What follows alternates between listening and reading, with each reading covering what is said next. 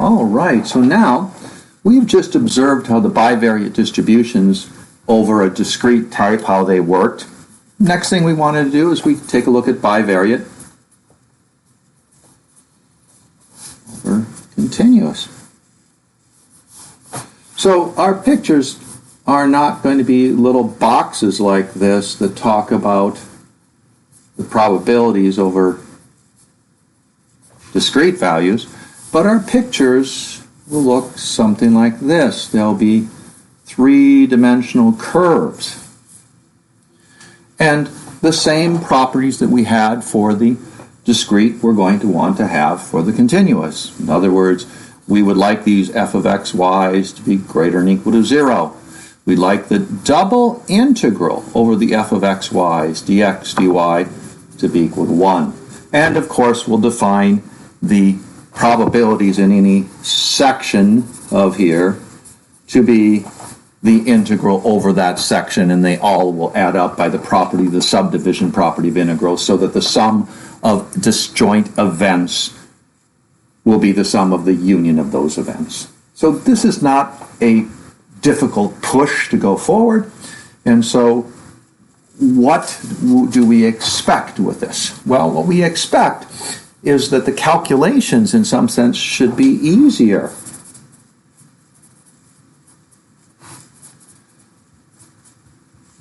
Because most of you are better than integrals than summations. In fact, in Calc 2, when we ran into summations, we said, whoa, I get tired of these infinite summations. I want to do the integrals. Well, that means we've just got to be pretty good at very reasonable integrals. And once we're pretty good at those reasonable integrals, then the question is, how do we define the parameters that we've discussed before, such as the expectation of y or the expectation of x, the marginal probabilities. And so we just have to make sure our ideas are extended in such a way that these can be readily calculated and understood. Now, in order to have a continuous f of xy over some region, and these f of x comma y's are positive, if you remember, we can pretty much just write down any discrete or any continuous single variable function and make it a PDF by adjusting the constant. Well, that's exactly what we can do with the continuous. We hesitate to do that very much. We just calculate the constant directly, just so you guys know. If I give you one such that the integral is finite over a region, we'll make it into f hat as a constant times f, so that the double integral over the region we want is 1. So we're not going to very often work with this adjustment constant as we did before. We've practiced it in the discrete, we've practiced it in the continuous, we just know that we can do it. That normalization process is quite standard. We normalize the normal curve, we normalize functions, well, we can do it again. So frequently we just give you one. So let me give you a function. This is from page 155. We'll take f of xy is equal to 3 halves x squared times 1 minus the absolute value of x. Now, the reason I like this example right off the bat is that this is very common in probability distributions, and that is absolute values occur, mins and maxes of calculations occur. For example, when you have an insurance policy, they have a deductible, which means their function is based upon a step function and a discontinuity, and they're put together, and these are not odd things. And so having a familiarity with dealing with absolute value functions within integrals is something that we're going to have to recall. Now, some of you never had to really work with absolute values with integrals. Your professor said, oh, well, you just do it this way. That word just or obviously or trivially in mathematics can be an extremely intimidating statement. So I'm going to work through this one and just make sure that this function is easy to calculate a couple things on. So first off, over what region is the support of this function going to be defined? So let's set it up from x from minus 1 to 1 and y from minus 1 to 1. This is referred to as a rectangular region. and it has a fairly simple picture. The problem is, since I've done -1 to 1, putting in the x, y axis and the z axis is, well, not very nice, because if here's 1 and here's 1, then there's part of it over here, back there. So I don't know if you can see this square, but the z-axis goes straight up from the x and y-axis. So we have this square in the xy plane located around the z-axis. Now, it can be hard to understand what these things look like. So if you remember from Calc 3, you often take slices. What are slices? Slices are where you set a variable equal to a fixed value, and that causes, usually, the formation of a plane. Why? Because in x equals 3, in R3, what does that mean? Well, you go over here, x equals 3, first you go 1, 2, 3. Here's x equals 3 as a one-dimension. But if you're in R3, that means you have at least a second dimension. Well, y is not specified, so it extrudes in both these directions. So there's the equation x equals 3 in R2. But now z is not defined in this equation, so this is a wall that's formed. There's a plane slicing down perpendicular to the xy plane. That's the slice x equals 3.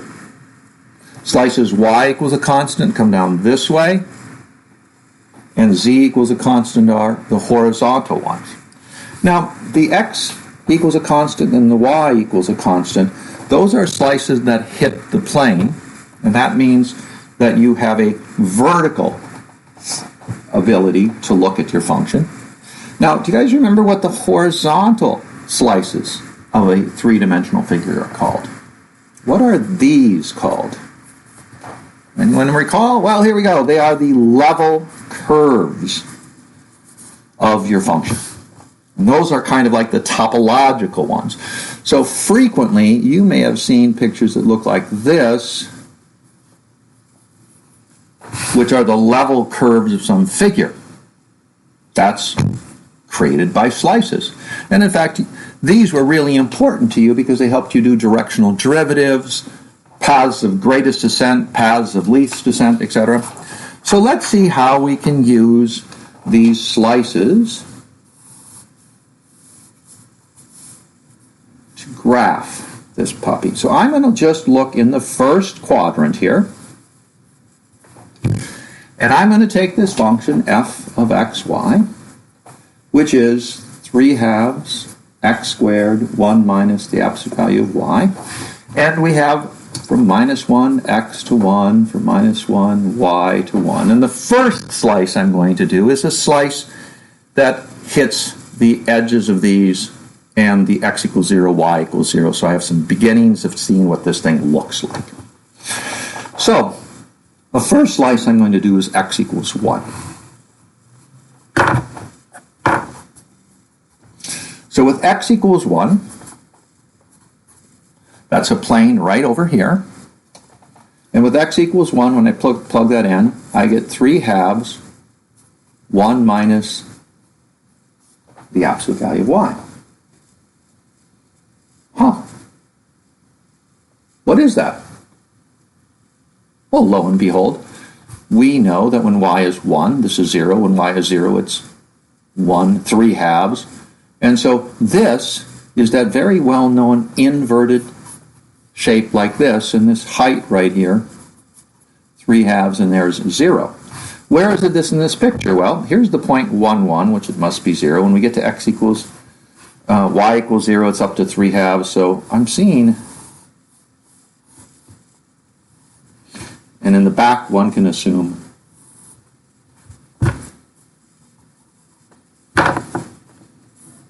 that it looks something like this. Oh, pretty cool. All right. Let's move a little bit over here. Let's take a slice, x equals 1/2. Now that will be right here through this picture.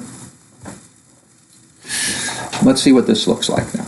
So, f of 1/2, comma y, is 3/2 times 1/4, 1 minus the absolute value of y. Why, lo and behold, the only thing that changed is the constant in front of the absolute value. Again, it looks like this, but now at y equals 0, that height is no longer 3/2, it's now going to be 3/8. It's shorter here. So here's the crucial part of this to understand what's going on. That height there is now 3/8, but we still have that inverted shape. So now, what's happening is we have these triangles that are seemingly flattening out as we head towards there, and then when we get the negative side of y, it just symmetrically goes up again. Well, now let's do a slice this way. These slices are pretty simple, especially with the first one. If y equals 1, this is all dead, so here's this slice, it's just flat. All of these triangles come to this point. What about over here at y equals 0? Well, then it's just a quadratic, 3/2 x squared.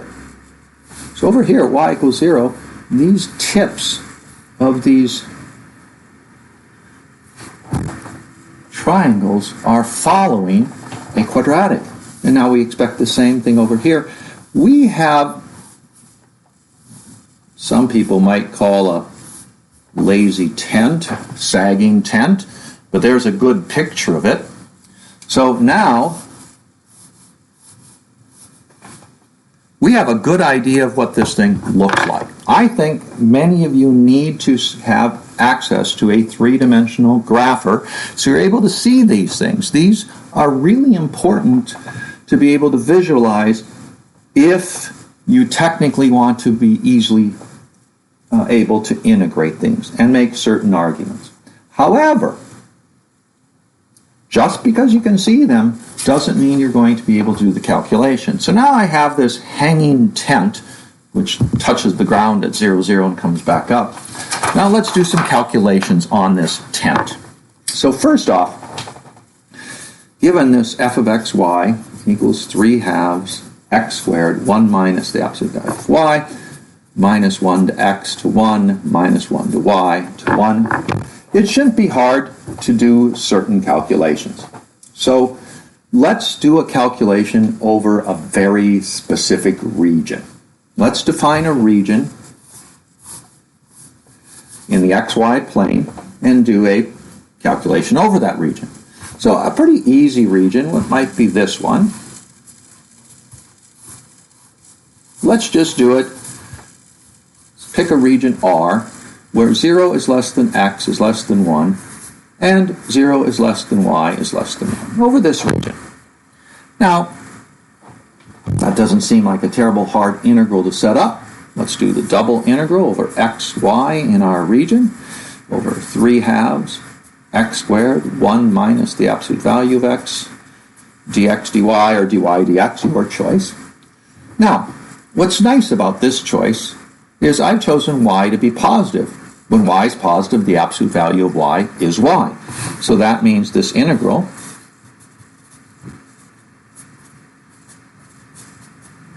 I can throw away the absolute value. That's nice.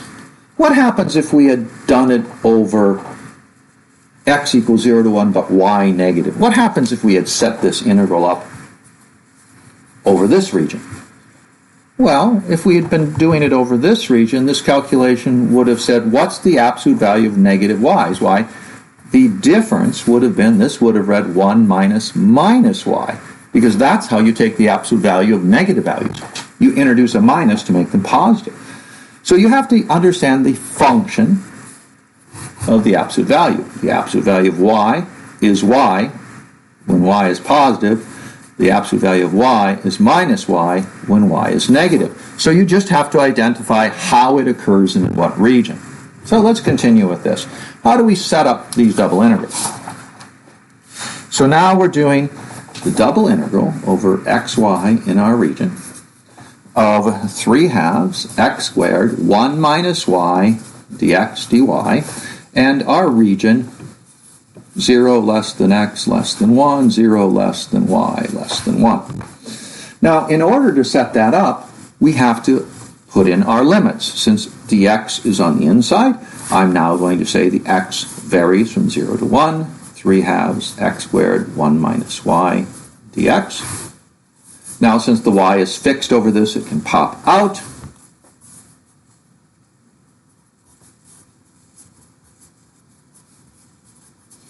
This calculation is the integral of 3 halves is x to the third, 1 half x to the third, evaluated from 0 to 1. That calculation will produce just 1 half.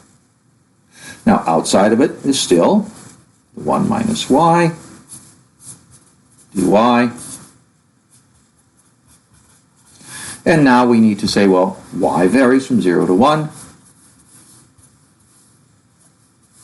And so now this is the integral of 1 half y, which produces 1 half y. The integral of minus y is minus 1/4 y squared, evaluated from 0 to 1, and we plug it in, we get 1 half minus 1/4, which is 1/4. Now, let's think about that original picture that we had. Back to here. Doesn't this tent look symmetric across the front and the back? And right and left? It seems very intuitive that this region underneath the curve should be 1/4 of the total region. Area here, volume here, volume here, volume here, volume there. Seems like a very reasonable thing. And lo and behold, we did get that 1/4. This set up nice. Now, of course we can give you hard regions for R, but we're not going to do that.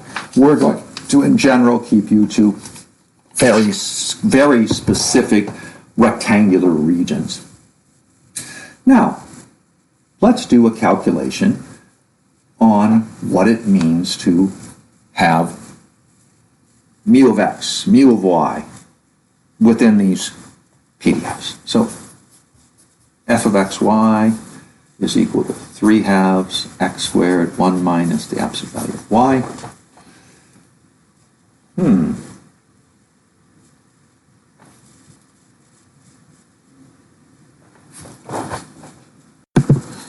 All right, so what does it mean to do mu sub x or mu sub y?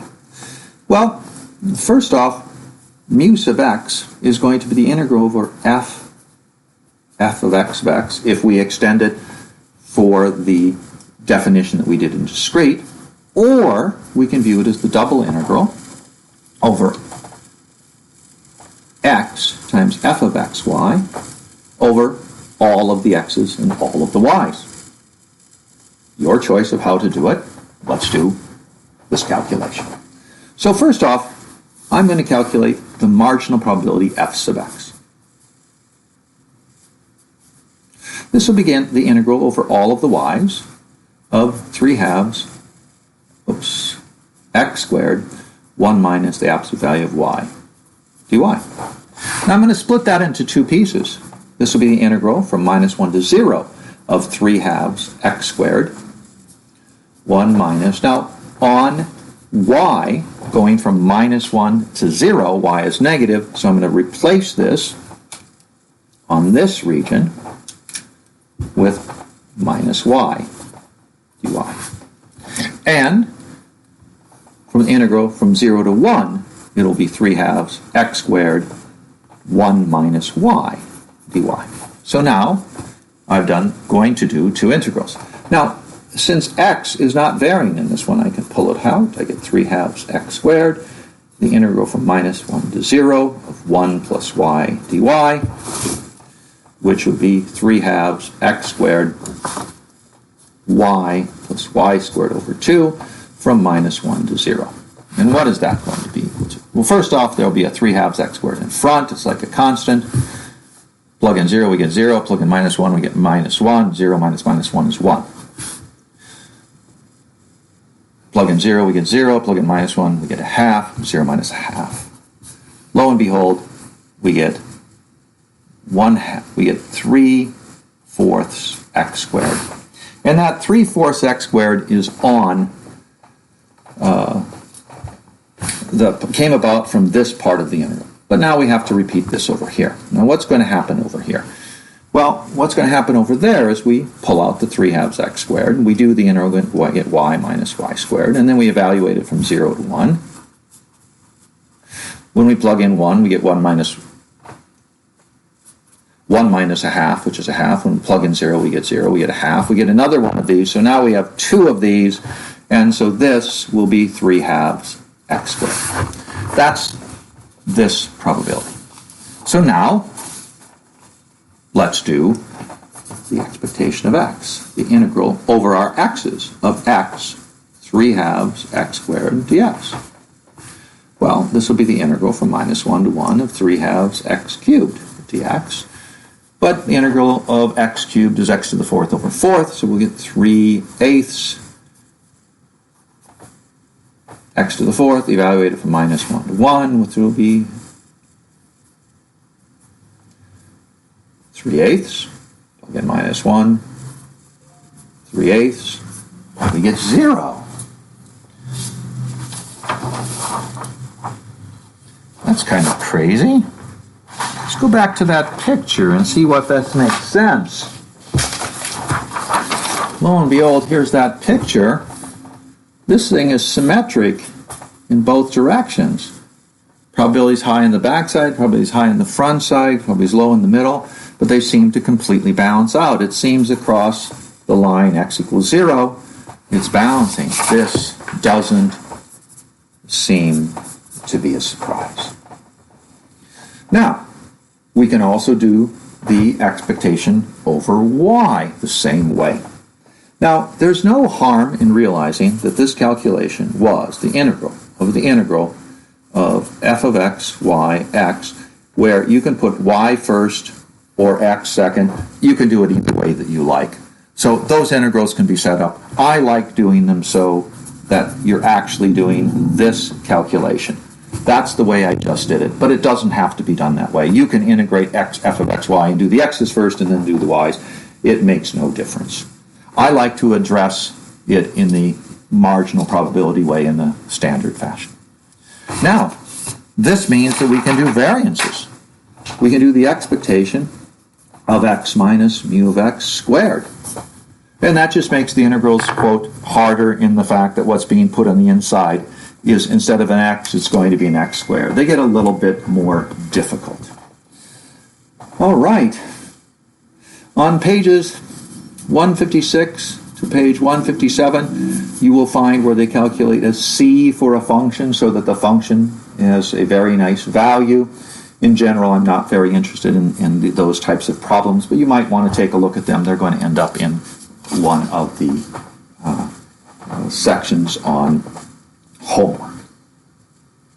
Now, rather than making this lecture too long, I do want to point out that I'm going to continue with the conditional probabilities on continuous, since we just looked at them. I'm going to take a pause on that, but show you how these calculations are done. We're going to do a lot of integrals. I also am going to set up some integrals that have a non-rectangular region, but we're not going to do very many of those. So the next video will contain a rather longer calculation involving the conditional probabilities on a bivariate continuous. And then we'll do an example from the homework of a continuous bivariate distribution and what those calculations look like. They can be pretty long. They can be pretty seedy in the process. But because we're going to limit the integrals substantially, you're going to find out that the calculations basically boil down to definition, integration, and it has length. The sophistication of the process may be fairly limited in the fact that you better know how to integrate polynomials, you better know how to integrate absolute values, and maybe exponentials. But we have to be very careful when you throw in too many variables. That exponential with another variable can be nasty. So